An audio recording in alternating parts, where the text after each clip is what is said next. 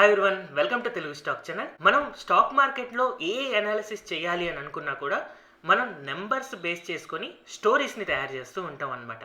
అంటే ఒక కంపెనీ యొక్క రెవెన్యూ పెరుగుతుంది, ఆ రెవెన్యూ నెంబర్స్ క్యాలిక్యులేట్ చేసుకుంటాం. ఎర్నింగ్స్ పెరుగుతుంది, ఎర్నింగ్స్ క్యాలిక్యులేట్ చేసుకుంటాం. సో ఇలాంటి నెంబర్స్ అన్నిటిని తీసుకునే మనం ఒక కంపెనీ యొక్క గ్రోత్ని అనాలిసిస్ చేసుకుంటూ ఉంటాం. సో అలాంటి నెంబర్స్లో one of the key number గురించి మనం ఈ వీడియోలో నేర్చుకోబోతున్నాం. ఈ వీడియో సిరీస్లో మొత్తం 50 ఇన్వెస్టింగ్ టర్మినాలజీస్ గురించి మనం తెలుసుకోబోతున్నాం. సో ఫండమెంటల్ అనాలిసిస్ గురించి బేసిక్స్ కంప్లీట్గా అర్థం చేసుకోవడం కోసం ఈ టర్మినాలజీస్ అన్నీ మీకు చాలా హెల్ప్ఫుల్గా ఉంటాయి. అయితే నెంబర్స్లో స్పెసిఫిక్గా ఈ వీడియోలో మనం నేర్చుకోబోయేది లెసన్ 3 వచ్చేసి earnings before interest, tax, depreciation and amortisation. So ఈ ఈబిఐటిడిఏ గురించి మనం ఈ వీడియోలో స్పెసిఫిక్గా దాని యొక్క ఇంపార్టెన్స్ అండ్ ఎలా యూజ్ చేయాలి ఫండమెంటల్ అనాలిసిస్లో అనేది మనం ఇప్పుడు తెలుసుకుందాం. అయితే ఫస్ట్ ఆఫ్ ఆల్ మనకి ఎర్నింగ్స్ అంటే చాలా సింపుల్గా ప్రాఫిట్ అని అర్థం చేసుకోవచ్చు. వెరాజ్ ఈబిఐటిడిఏ అంటే సింపుల్గా ఆపరేషనల్ ప్రాఫిట్ అని మనం అర్థం చేసుకోవచ్చు అనమాట. సో ఏంటి ఆపరేషనల్ ప్రాఫిట్ అని మీకు క్లియర్గా అర్థం కావాలి అంటే ఒక చిన్న ఎక్స్ప్లెనేషన్ మీకు అవసరం అవుతుంది. సో జనరల్గా ఏదైనా ఒక బిజినెస్ ఉంది అని అంటే ఆ బిజినెస్ని ఒక ఎన్విరాన్మెంట్ లాగా కనుక చూస్తే దాంట్లో ఇంటర్నల్ ఎన్విరాన్మెంట్ ఉంటుంది, ఎక్స్టర్నల్ ఎన్విరాన్మెంట్ ఉంటుంది. సో ఒక చిన్న ఎగ్జాంపుల్ తీసుకుందాం. ఫర్ ఎగ్జాంపుల్ మనకు ఒక ఐస్ క్రీమ్ షాప్ పెట్టాము అని అనుకుందాం. సో ఈ ఐస్ క్రీమ్ షాప్ సేల్స్ అవుతున్నాయి, ఎక్స్పెన్సెస్ ఏవో ఉన్నాయి, సేల్స్లో నుంచి ఎక్స్పెన్సెస్ పోతే మనకి ప్రాఫిట్ వస్తుంది అని అనుకోవచ్చు. కానీ మనకి సంబంధం లేకుండా అంటే మన బిజినెస్ మేజర్గా ఏదైనా ఉంటే దానికి సంబంధం లేకుండా కూడా బిజినెస్లో కొన్ని విషయాలు ఉంటాయి. ఫర్ ఎగ్జాంపుల్ ఈ బిజినెస్ చేయడం కోసం నేను ఇంట్రెస్ట్ తీసుకొచ్చాను. నా బిజినెస్ పెరిగినా లేకపోతే పడిపోయినా సరే బ్యాంక్ యొక్క ఇంట్రెస్ట్ అనేది నేను పే చేయాల్సిందే. ఎందుకంటే ఇంట్రెస్ట్కి డబ్బులు తీసుకొచ్చాను కాబట్టి ఖచ్చితంగా దాని ఇంట్రెస్ట్ పే చేయాల్సి ఉంటుంది కదా. అందుకని అలాంటి ఇంట్రెస్ట్లు అవ్వచ్చు, లేదా మనకి ప్రాఫిట్ వచ్చిన తర్వాత కట్టే ట్యాక్సెస్ అవ్వచ్చు, లేదా మనం ఏదైనా ఒక అసెట్ కొంటే ఆ అసెట్కు ఉండే డిప్రిసియేషన్ కావచ్చు. ఇవన్నీ కూడా బిజినెస్ పెరుగుతుందా లేకపోతే పడుతుందా, సరిగ్గా జరుగుతుందా లేదా అన్న దాంతో సంబంధం లేకుండా వాటికంటూ interest, tax, depreciation and amortization సపరేట్గా ఉంటాయి. అండ్ ఇవి ఖచ్చితంగా మనకు ఒక ఎక్స్టర్నల్ ఎన్విరాన్మెంట్ లాంటివి అనమాట. మన బిజినెస్ పెరిగితేనే పెరుగుతాయి, లేకపోతే మన బిజినెస్ పడితే తగ్గుతాయి అనేది ఉండదు. అందుకనే ఆపరేషనల్ పర్ఫార్మెన్స్ అంటే మన బిజినెస్ యొక్క ఆపరేషన్స్ బాగా జరిగితే పెరిగి బాగా తగ్గితే పడే ఎక్స్టర్నల్ ఎన్విరాన్మెంట్ని కనుక మనం పక్కన పెట్టేసి కేవలం ఇంటర్నల్ ఎన్విరాన్మెంట్ని కనుక మన కంపెనీ యొక్క ప్రాఫిట్స్ని మనం ఎవాల్యుయేట్ చేసుకోవాలి అని అనుకుంటే అలాంటప్పుడే ఈ earnings before interest, tax, depreciation and amortisation అంటే ఈబిఐటిడిఏ అనేదాన్ని మనం సింపుల్గా ఆపరేషనల్ ప్రాఫిట్ అని అనుకోవచ్చు. మామూలుగా మనకి నెట్ ఎర్నింగ్స్, టోటల్ ఎర్నింగ్స్ కనిపిస్తుంది కదా, అది బిజినెస్ మొత్తానికి దాంట్లో ఇంట్రెస్ట్ ఉంటుంది, ట్యాక్స్ ఉంటుంది, డిప్రిసియేషన్ అండ్ అమోర్టైజేషన్ ఉంటుంది. వీటన్నిటిని తీసేసిన తర్వాత వచ్చిన ప్రాఫిట్ని ఎర్నింగ్స్ లేదా నెట్ ప్రాఫిట్ అని సింపుల్గా అంటాం. కానీ ఆపరేషనల్ ప్రాఫిట్ మాత్రమే తెలుసుకోవాలి అని అనుకుంటే అలాంటప్పుడే ఈ ఈబిఐటిడిఏని మనం అబ్జర్వ్ చేయాల్సి ఉంటుందన్నమాట. సో ఇప్పుడు మనం ఫండమెంటల్ అనాలిసిస్లో ఈ ఈబిఐటిడిఏని ఎప్పుడు యూజ్ చేయాలి అండ్ అలాగే ఎలా యూజ్ చేయాలి, దాని ఇంపార్టెన్స్ ఏంటి అనేది మనం తెలుసుకుందాం. సపోజ్ నేను ఏదో ఒక ఫండమెంటల్ అనాలిసిస్ చేస్తున్నాను. ఒక కంపెనీ ఏమో ఇండియాలో వర్కౌట్ అవుతుంది, ఇంకొక కంపెనీ ఎక్కడో యూఎస్లోనో యూకేలోనో వేరే కంట్రీలో రన్ అవుతుంది అని అనుకుందాం. సో అలాంటప్పుడు ఇండియాలో ట్యాక్సేషన్ డిఫరెంట్గా ఉంటుంది, అమెరికాలో ట్యాక్సేషన్ డిఫరెంట్గా ఉంటుంది. అలాగే ఇండియాలో బ్యాంక్ ఇంట్రెస్ట్ ఒక రకంగా ఉండొచ్చు, బయట కంట్రీలో బ్యాంక్ ఇంట్రెస్ట్ ఇంకొక రకంగా ఉండొచ్చు.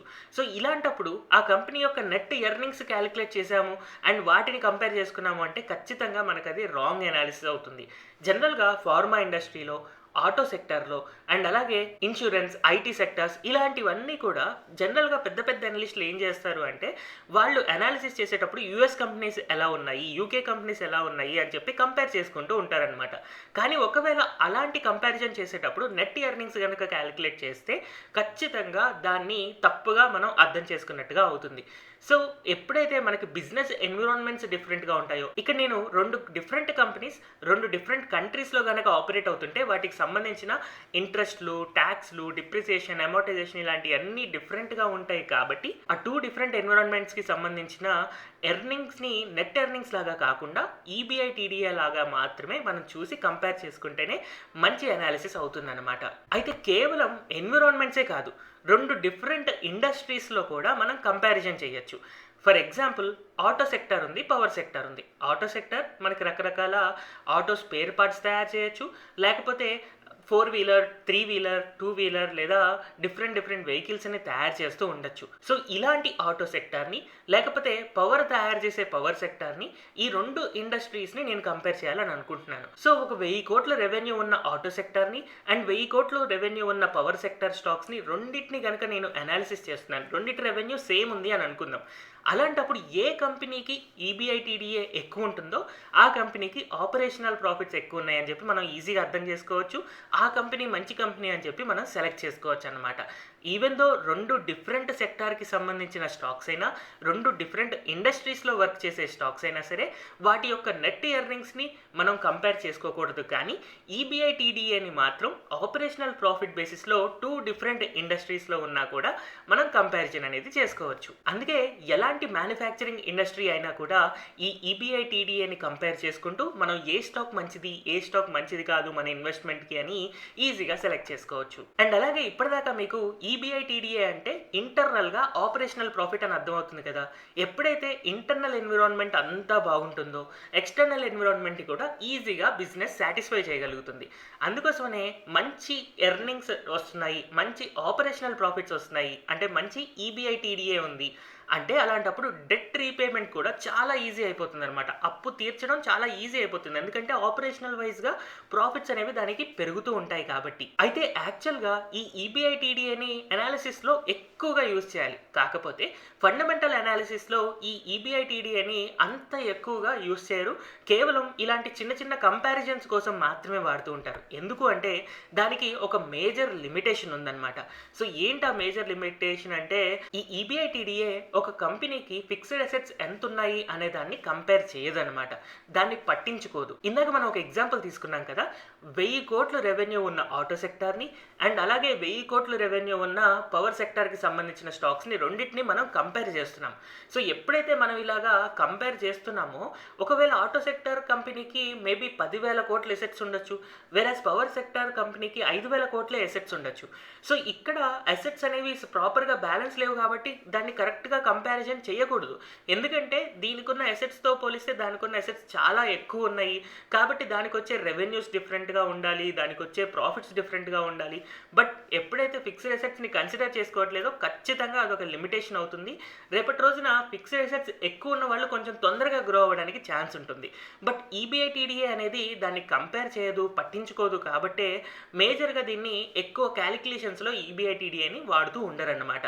బట్ స్టిల్ మనం ఒక బేసిక్ ఇండికేటర్ లాగా ఈబిఐటీడీఏని నేర్చుకొని దాన్ని సింపుల్గా మనకి పెరుగుతుందా లేదా 2 డిఫరెంట్ సెక్టార్స్ని కనుక మనం కంపేర్ చేయాలంటే ఈ ఈబిఐటీడీఏనే మనం మేజర్గా యూజ్ చేస్తామన్నమాట. ఒకే సెక్టార్లో అంటే మనకి రకరకాల ఫార్ములాస్ ఉన్నాయి, మనం ఫ్యూచర్లో చాలా విషయాలు నేర్చుకోబోతున్నాం. But different sectors, different industries లేదా డిఫరెంట్ ఎన్విరాన్మెంట్స్కి సంబంధించిన బిజినెస్ గ్రోత్ని, అనాలిసిస్ని కంపేర్ చేసుకోవాలి అని అంటే మాత్రం ఖచ్చితంగా ఈబిఐటీడీఏ ఒక్కటి మాత్రమే మనం యూజ్ చేసుకోవాల్సి ఉంటుంది. సో ఈ ఈబిఐటీడీఏ లేదా ఆపరేషనల్ ప్రాఫిట్ యొక్క డేటాని మనం తెలుసుకోవాలి అని అనుకుంటే మనం డిఫరెంట్ వెబ్సైట్స్లో చూడొచ్చు అనమాట. బట్ యూజువల్గా నేను screener.in, ratestar.in, moneycontrol.com అండ్ అలాగే StockEdge యాప్ని యూజ్ చేస్తూ ఉంటాను. సో ఈ ఈబిఐటీడీఏ గురించి మీకు బాగానే అర్థమైంది అని అనుకుంటున్నాను. ఏదైనా డౌట్ ఉంది అని అంటే కింద కమెంట్ సెక్షన్లో మెన్షన్ చేయొచ్చు. అండ్ అలాగే మీకు ఇన్వెస్ట్మెంట్ టర్మినాలజీస్లో ఏదైనా డౌట్ ఉన్నా సరే కింద కమెంట్ సెక్షన్లో మెన్షన్ చేస్తే నేను దాని మీద కూడా వీడియో చేయడానికి ట్రై చేస్తాను. అండ్ ఇప్పటిదాకా ఈ వీడియో చూస్తూ నా ఎఫర్ట్స్ కనుక మీకు నచ్చినట్టయితే ఈ వీడియోని లైక్ చేయడం మర్చిపోవద్దు అండ్ అలాగే షేర్ చేయడం మర్చిపోవద్దు. సో నేను గూగుల్లో screener.in ఓపెన్ చేస్తున్నాను. ఫర్ ఎగ్జాంపుల్ నేను టీసీఎస్ అనే స్టాక్ యొక్క ఈబిఐటీడీఏ చూడాలి అని అనుకుంటున్నాను. సో సింపుల్గా టీసీఎస్ని కనుక సెర్చ్ చేసి ఆ కంపెనీ యొక్క ప్రాఫిట్ అండ్ లాస్ స్టేట్మెంట్కి వెళ్తే అందులో మనకి ఆపరేటింగ్ ప్రాఫిట్ అని కనపడుతుంది. సో ఈ operating profit is nothing but EBITDA, earnings before interest, tax, depreciation and amortization. ఈ కంపెనీ యొక్క ఈబిఐటీడీఏ యొక్క గ్రోత్ని మనం ఇక్కడ అబ్జర్వ్ చేయొచ్చు. ఇయర్ ఆన్ ఇయర్ ఎంత పెరుగుతుంది అనేది ఆపరేటింగ్ ప్రాఫిట్ అనే నేమ్తో మనకు కనపడుతూ ఉంటుంది. అలాగే సిమిలర్గా మనం క్వార్టర్లీ రిజల్ట్స్లో కూడా ఆపరేటింగ్ ప్రాఫిట్ డేటాని మనం ఇక్కడ అబ్జర్వ్ చేయొచ్చు. కొన్ని కంపెనీస్‌కి ఆపరేటింగ్ ప్రాఫిట్ అనేది మనకిలాగా పాజిటివ్ నంబర్స్‌లో ఉంటుంది. కానీ ఓవరాల్‌గా నెట్ ఎర్నింగ్స్ లేదా నెట్ ప్రాఫిట్ వచ్చేసరికి నెగెటివ్‌లోకి వెళ్ళొచ్చనమాట.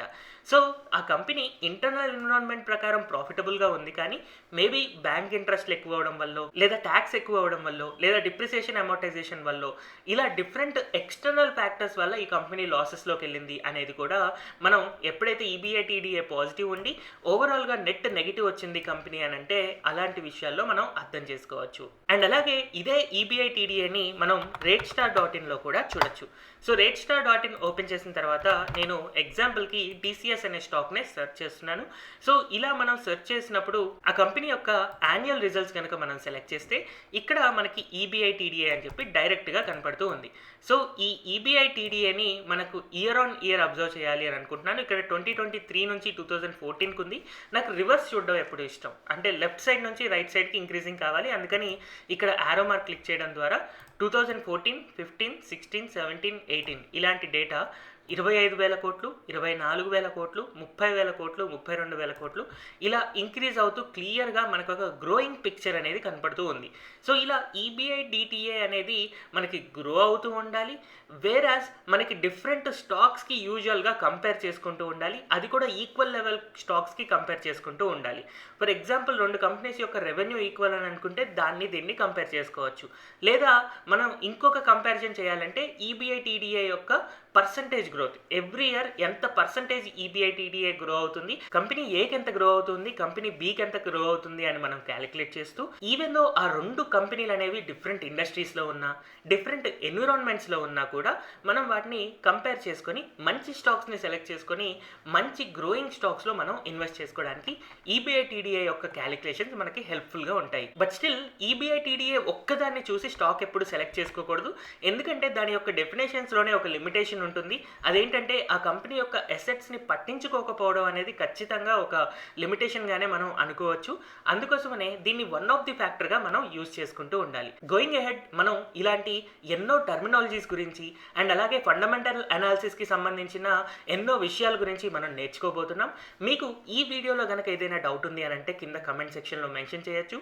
లేదా గోయింగ్ అహెడ్ మీకు ఏదైనా కాన్సెప్ట్ ఫండమెంటల్ అనాలిసిస్ అండ్ అలాగే ఇన్వెస్ట్మెంట్ రిలేటెడ్ స్పెసిఫిక్‌గా ఏదైనా డౌట్స్ ఉన్నాయి అని అనుకున్నా కూడా కింద కామెంట్ సెక్షన్‌లో మెన్షన్ చేయొచ్చు. వాటిని నేను ఫర్దర్ వీడియోస్‌లో కవర్ చేయడానికి ట్రై చేస్తాను. Thank you everyone for watching this video.